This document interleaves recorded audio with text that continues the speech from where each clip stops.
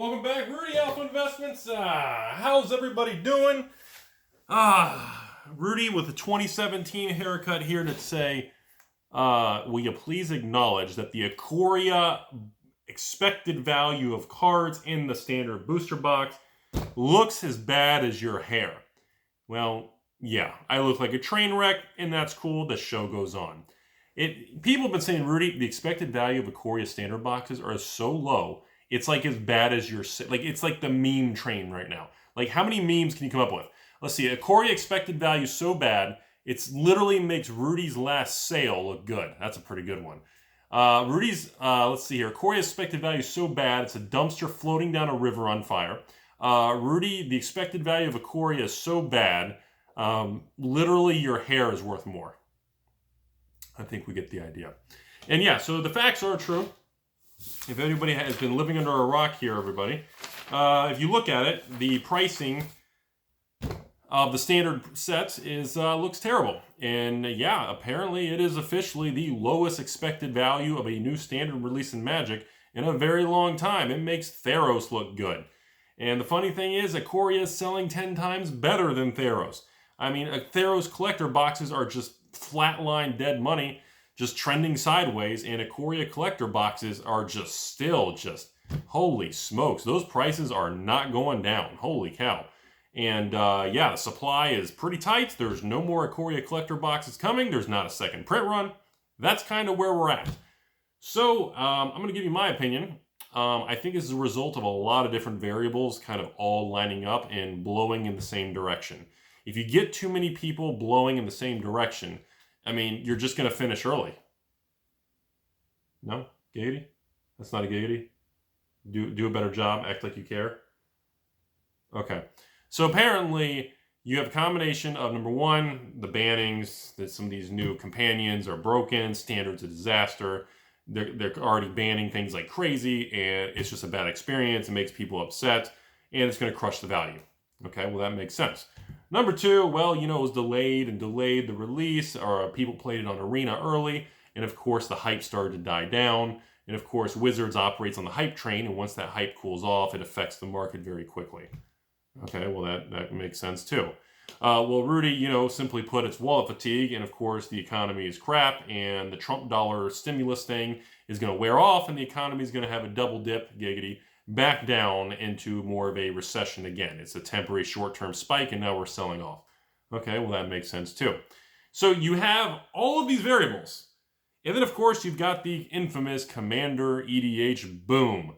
Because literally everybody wants Commander. Everybody, all the legacy staples from the Grim Monoliths to the Lion's Eye Diamonds to the Tutors.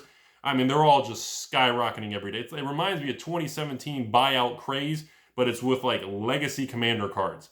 It's a whole different animal. So it's been fun to kind of just watch and keep an eye on everything. So that's what's happening. The thing is, we can call it what we want, but Ikoria is a monster selling product. I mean, I would almost venture to say it would probably be one of the best selling Magic sets because of the power level and the uniqueness, the comic book style art, the Godzilla thing, all these things going with it. I think it would probably be one of the best selling things if we didn't have delays, economic problems. Who knows where it'd really end up. But here we are. So the good news is, I can say that based on this information, the sales of standard boxes are probably not going to go real well over the next few months, and Wizards will probably remove the allocation period. They're probably going to cut it short. So that's a positive thing. Like if you're a patron, like waiting to buy the $79 boxes from me, that's positive. It'll be a little sooner. Longer term, like I've told you guys, the more volatile the set is, and the more I don't know, tough it is for the market to price it, and the more swings you have, it keeps people away. It keeps the stores, and I'm not talking about regular, Timmy coming in with his brand new taco hat and his cheesy Alpha Investment shirt and coming in and like, I want to buy one box. No, it keeps the sales kind of suppressed. Where, Timmy's Emporium or Rudy's taco stand, Timmy's taco stand is not going to order an extra 360 booster boxes of Ikoria to do a mass box opening. That's not going to happen. And right now, no store in the country is going to call up a distributor or use the WPN or whatever the crap is. No one's going to do a 500 box mass, one pallet mass box opening of Ikoria Standard because the money's not there. Therefore, what usually happens in this, and this is where it gets interesting, this is the most important thing. What usually happens is that means the supply of this first print run sitting in the Wizards warehouse in good old Texas over there in the United States, that supply is not going to dwindle down as fast. And if that supply doesn't dwindle down as quick, in the days, that sun keeps going up and down, we all keep getting older, and, you know, as time marches forward, less restock and less reprints and less print runs from Carta Monday are going to be ordered on Ikoria. So when you have a lower expected value because it's a good product and everybody's opening it, or it had problems or economic issues or delays, that's usually a long-term bullish indicator, but short-term bad news. So historically, that's how, I mean, Eldritch Moon was the same way. Battle for Zendikar was just such a monster because the lottery cards, it sold so much, nobody kept it sealed long-term, and now here we are years later, and the box prices continue to go up. So you have all kinds of different paths that these products can take. But from what I'm seeing right now, I mean, let's put it this way. I plan to start doing some Ikoria box openings pretty soon. I'm waiting on some more collector boxes to show up from other places like eBay and stuff I had to buy from just to fill orders at break even. Once the rest of these boxes show up, I'm going to have like a few extra just to do box openings at break even, just to run some and let the patrons do some. We can share into it and we all can do our, probably not as many box opening videos, but at least we can do some. I think we'll get a better feel, at least for me. I don't have a good feel for, like, are the collector boxes, is this where it's at? Like Theros? Like Theros Standard, to me, Theros Standard boxes are still not really that attractive, but Theros collector boxes to me are still like the shoe-in thing. But I had some conversations on Theros with some other people and some other store owners, and they said, well, Rudy, keep in mind, the hot cards, remember when you were opening those Theros collector boxes? And I said, yeah. And they said, remember the hot cards were those Elder Giants that you could not pull worth a crap in the collector boxes because it's not in the alternate art god slot. It's tough to get in the regular mythic slot. It's not in the ancillary slot. And that was a good point. And that's why those particular Theros cards continue to hold really strong value. But back to Ikoria, I still think it's a phenomenal product. You know, I mean, we can call it what we want. I mean, the companion thing, some of that stuff's a little broken. It's a little much. The power level's a little slap you in the face with a floppy fish. But, I mean, long term, you know, I don't have anything negative to say about, you know, Core 2019, Core 2020, Throne, War. And, I mean, Theros is kind of a tough one for me to defend. But Ikoria, I still just think it's a good product. I mean, you have a lot of unique cards. You have overpowered cards. You have Godzilla alternates. You have comic book style alternates. You've got literally a good land cycle. You have so many positive, and it's coming out during an economic year that's everything's in turbulence. I mean, you are lining up a lot of positive long-term moves for this type of product. Now, again, don't take this the wrong way, everybody. Do not go out and just start buying a bunch of Ikoria or investing your way. Because remember, Ikoria will be in print and it's going to be in standard. You've got at least 12 months straight before the supply and the faucet even gets turned off. So if you're going to invest in it today, you're guaranteeing yourself no return.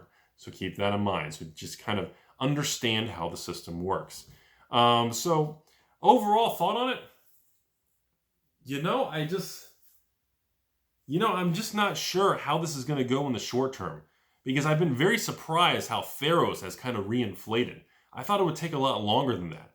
And with Ikoria being such a powerhouse, I thought it was going to go a little differently. And, it's been very unpredictable, very surprising. So it's very difficult to predict this stuff in the short term. But I've told everybody for 4.5 years on YouTube now, at the end of the day, the most important thing to take away from everything in Magic, the stock market, economic theory, and economic trying to plan and financial planning is you cannot predict the future. It is impossible. Nobody can predict the price of Alpha, Beta, Arabian Nights, or Ikoria in 10 years from now. It's simply not possible. And if this is something that you're very obsessed with, like me, where I love this stuff, it's my life, I will have to have exposure to it because I can't predict what's going to happen. But I need to be ready for it. But it does make you wonder. It does make you wonder. You know, are we really going to have all the way to the end of time with Magic? Is every set going to be the set that ruins Magic? Is every set, in 10 more years, are people going to be saying the same thing? Oh, Rudy, you know, paper Magic's dying. It's not going to be around. It's all about digital and future. I mean, look at your hair. Your hair looks ridiculous. Now, that's a fact. I do look ridiculous. But, you know, I don't think it makes a difference. Everything is relative. And, you know, I've been spending a lot of time thinking about that. We're transitioning this philosophical conversation time. You know, I've been spending a lot of time thinking about that. And it's very difficult, at least for me, when I analyze this stuff, to really understand time and the relative timeline of everything. Because I guess what's surprising to me is like when I see, you know, like recently, the next video you guys are going to see next day or so, this Amonkhet thing. And I hated that set when it came out. I was so angry. You know, same with Kaladesh, but Amonkhet and Hour of Devastating Your Wallet. Those two sets just pushed me over the edge. And then you had the iconic Masters 25 debacle. That just I mean, literally, there were times where I was done. I wanted to quit and I was done with Magic. I had some bad, I was angry. But I zoom out now, and that little time period was so small. And it's kind of one of those things I'm like, man, I was making decisions based on this little blip on the radar. And I hear it all the time. And I know my patrons are watching other YouTube channels. They're reading Reddit message boards because I can tell, because they're asking questions like, Rudy, you know, you think by next year they're going to reprint the reserve list? Rudy, with all the standard boxes printed into oblivion, you know, the game is over, you know, or my favorite stuff out there. Well, you know, Rudy's got, you know, 4,000 or 5,000 patrons. And if 4,000 or 5,000 patrons are all investing in sealed product, you know, there's no opportunity. I hate to break it to you guys, but, you know, there's less than 10% of my patrons buy sealed product and keep it sealed and invest from me. Less than 10%. I'd actually be willing to say it's probably less than 5%. Most of the patrons, they buy it. Them and their friends get together, they draft, they have fun. Some of them open it, flip the singles, and everybody's different. And then, of course, another bunch of patrons just buy one box on every set just to enjoy it. And, you know, I know this is crazy to everybody who hates me, but they just like the videos. And it's tough for everybody to understand how short term we're all focused on with the stock market. Oh, the stock market's doing great again. We're all making all this money.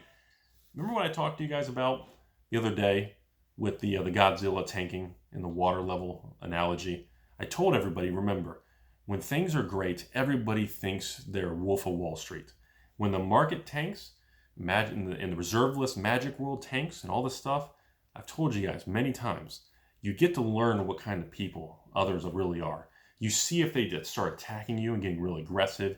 You see if they kind of start throwing shade your way. They get very volatile. You learn a lot about people.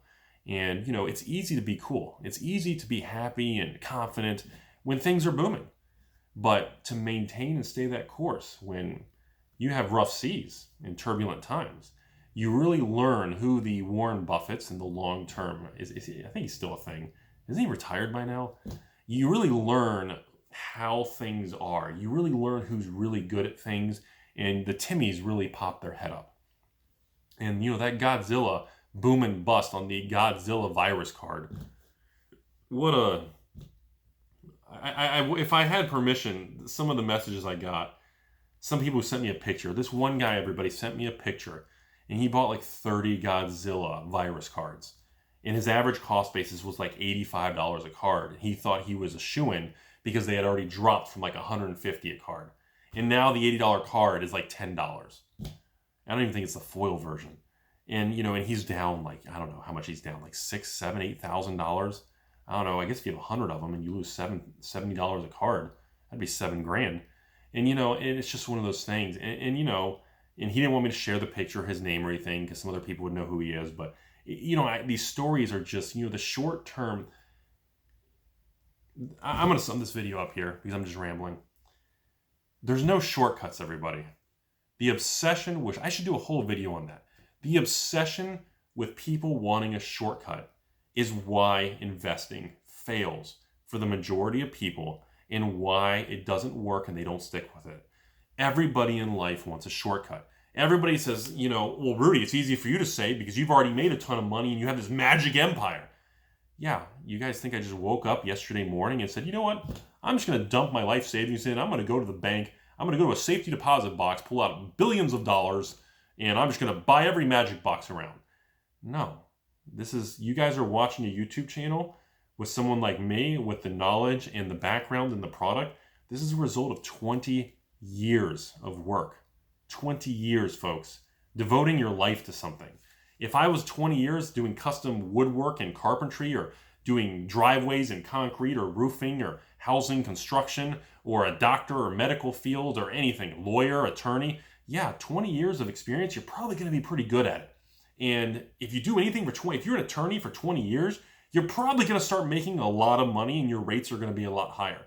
If you're a doctor and you're a surgeon for 20 years, I guarantee you your income's probably going to start getting really big. In other words, if you become a master of that field or that section or that sliver or that niche market, that niche, I mean, the money naturally comes. But the problem is, you know, we're all human. We all want this short-term shortcut. That's what we look for. And I don't think it's the average TIMMY's fault. I think we're just naturally wired that way. And with social media and culture that breeds on negativity, and you watch all these YouTube channels and, hey guys, I'm sitting here in my garage, I got 14, these are fake boxes, they're all Lamborghinis. I got 17 Ferraris, I got 14 exotics. You know, we're in this culture where it's, you know, you just watch these videos of these people with 10 Lamborghinis and Ferraris and you're going, well, I don't have I don't have any exotic cards. Cards. That shows where my mind is. Cars. You know, I don't have exotic vehicles. Maybe I'm behind. Maybe I'm a loser. Now I feel bad. How do I catch up? And then you get that catch-up mentality. Well, maybe if I hit the lottery or scratch off, or maybe if I gamble, or maybe if I get lucky one time.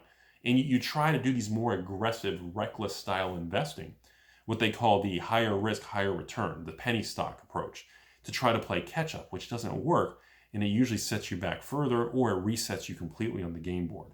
So, in conclusion of this video, sorry everybody for rambling so long. I thought it's been a while since we've had a good conversation. We need to have more lately. It's been a while. Overall, Ikoria will continue to do well. It's going to sell very well. If you're looking at it for long term, I encourage you to wait till the end of the life cycle, at least 6-7 months from now, before start buying to sit on Ikoria. Let the market tell us whether the market accepts or rejects the product. The market will tell everybody watching and tell me, and I'll report on it. The market will establish whether it's good or bad. Not you, not me. We don't set it. The market's going to tell us if it falls apart or if it ages well. Does it become the next Amonkhet, Kaladesh, Battle for Zendikar, Eldritch Moon, Core 2015? Maybe it does. Or does it become dead money and become the next gate crash for $89? Oh, wait, is that even a thing? Pre-Pioneer. I guess it's probably not $89 anymore. So again, that's kind of where it's at. But just remember, folks, you know, life is a long endurance run, and you have to treat it that way. There's no shortcuts. And that's, you know, for those of you still watching this video, it's like the problems I ran into when I screwed up on my sale. I knew I just had to go the distance and fix the problem. And that's the difference between just bailing or trying to make quick money, or just you got to focus on the long game. So I hope you guys learned something today. Ikoria, again, it's going to be a good product. It's going to sell well. Let's just keep an eye on it the next few months, and let's see how it kind of really stabilizes. Remember, it takes 3 to 6 months for a market to fully reach equilibrium on a new Magic set. Have a great day.